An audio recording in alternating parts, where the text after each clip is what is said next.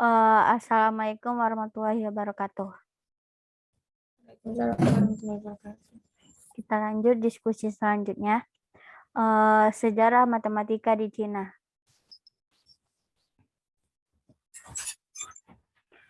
Sejarah matematika zaman Cina kuno. Matematika format sederhana pernah ditemukan pada sebuah cangkang penyu. Cangkang penyu ini dijadikan sebagai media penulisan. Penulisan strip mat ini diketahui pada masa dinasti Shang pada tahun 1600 BC sampai 1050 BC. Salah satu skrip matematika yang dikenal adalah I Ching. Sebagian besar penulisan ini dipengaruhi literatur yang diketahui berasal dari dinasti Zhou pada tahun 1050 BC sampai 256 BC. Sejak zaman Shang, Cina telah mengenal sistem desimal yang tertata rapi, bahkan pada periode awal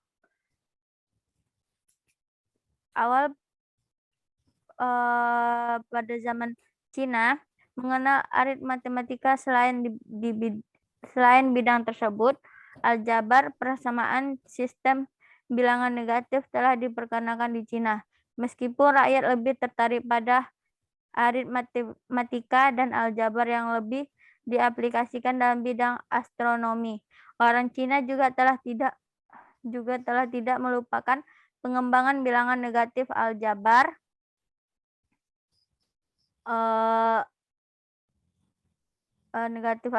di trigonometri serta penerapan prinsip desimal.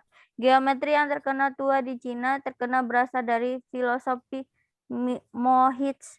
Ini disusun sekitar tahun 330 BC. Semua dikumpulkan dan disusun oleh pengikut Mozi pada tahun 470 hingga 390. Mojing mengungkapkan bahwasanya berbagai macam bidang fisika, sains yang berhubungan dengan sedikit dari kekayaan pengetahuan matematika yang baik. Dalam hal ini, penjelasan definisi sebuah atom dari sebuah titik geometrik, pendapat ini mengemukakan bahwasanya garis yang dipisah menjadi bagian-bagian kecil sehingga nanti didapat bagian terkecil yang tidak dapat dibagi lagi. Hampir semua pendapat Eshelin dan Plato bahwa sebuah garis Mojing menyampaikan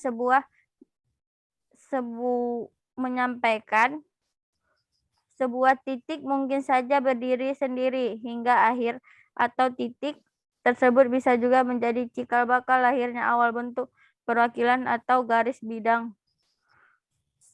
Serupa dengan pendapat tentang atom oleh Democritus, Mojing menyampaikan bahwasanya titik merupakan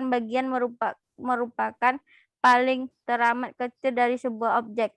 Bagian tersebut tak bisa dipotong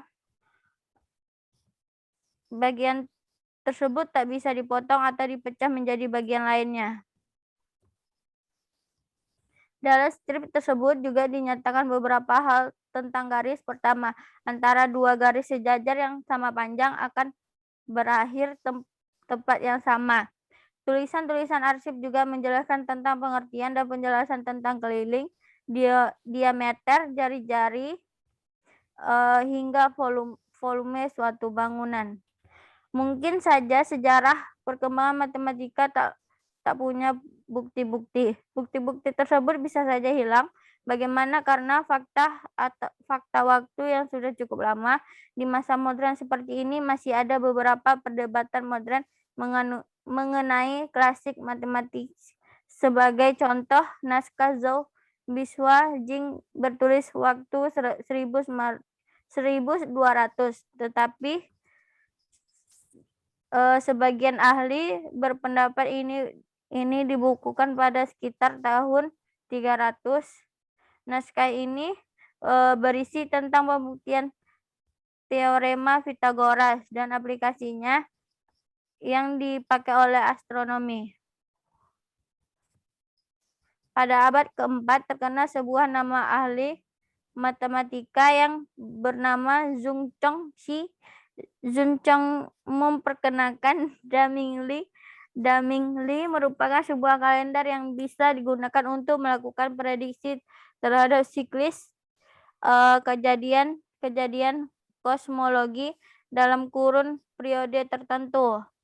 Tak banyak hal diketahui dari ahli satu ini, hanya pada sebuah buku berjudul Sushi.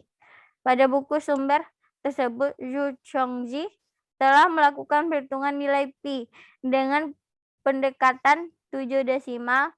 Namun dalam hal tersebut, Zhu Chongji lebih menyukai penggunaan nilai pi yang lebih akurat dengan angka 355 banding 113. Dalam penggunaan cara menghitung volume bola, metode yang digunakan Cavalieri telah digunakan Zhu Chongji bersama putranya Zhu Geng. Untuk penemuan tersebut, mereka berhasil menulis suatu tatanan gambaran pembelajaran matematika. Namun dilaporkan menurut ahli sejarah, bukti tersebut hilang begitu saja pada masa pemerintahan dinasti Song.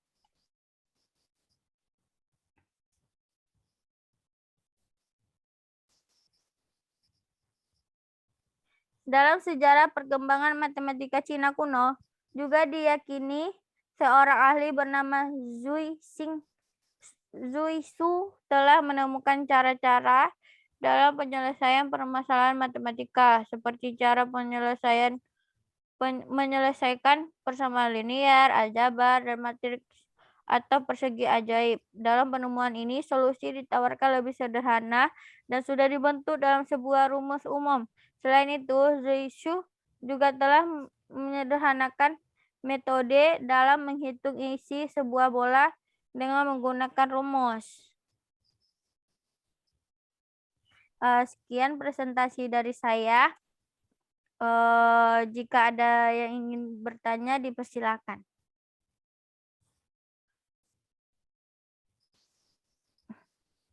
Izin bertanya, Ririn. Baik, silakan Nela Rodia Syakdoh.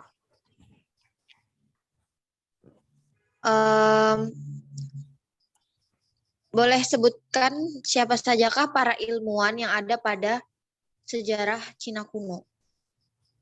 Para ilmuwan matematikawan. Iya. Oke. Baik, terima kasih. Masih ada yang ingin bertanya? Dari saya tidak ada.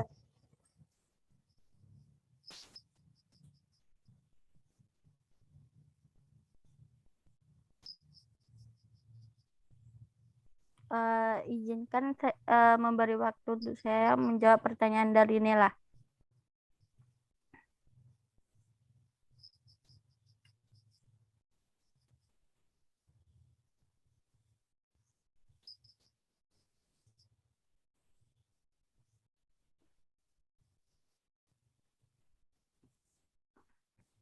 Baiklah, saya akan menjawab pertanyaan dari Nela Rodia. Penemu sejarah matematika di Cina kuno adalah tulisan matematika yang dianggap tertua di Cina adalah Xiongfi Xuanqing, berangkas tahun selang 1200 Masehi hingga 100 Masehi. Meskipun angka 300 SM juga cukup masuk cara melakukan sesuatu.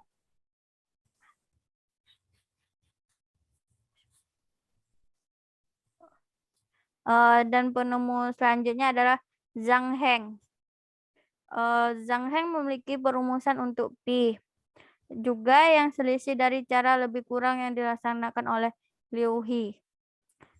Penemu selanjutnya baiklah, itu tadi jawaban dari saya. Apakah Nela bisa menerima jawaban dari saya? Baik, terima kasih Ririn atas jawabannya. Ya.